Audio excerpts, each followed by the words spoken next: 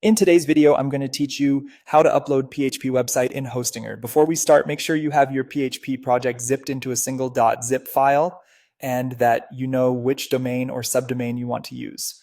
Zipping your files keeps the upload fast and prevents issues with missing or partial uploads. First, open hPanel, which is Hostinger's dashboard. After you sign in, you'll land on a clean tile-based interface for your hosting.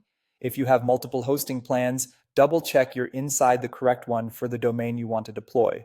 Next, go to the Files section and select File Manager. This is your online file explorer, and it's where we'll place your website files. The File Manager is handy because you don't need any external software. It's all done right in your browser. Inside File Manager, navigate to your domains folder. For most primary domains, your web files live in a directory called public HTML. If you're publishing to an add-on domain or a subdomain, you'll see a separate folder named after that domain or subdomain. Open that folder so you're working in the right place. If you're unsure, look for public HTML under your main domain or confirm the document root from your domain settings in hPanel. Now click the upload button. Choose your .zip file from your computer and let it upload completely.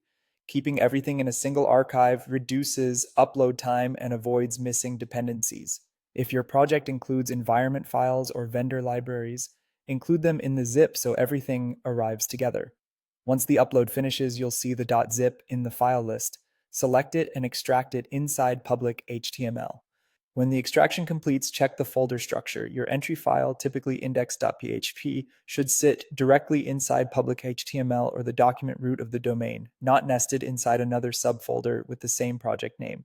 If your zip created an extra layer, you can open that folder and ensure the application files are at the correct level.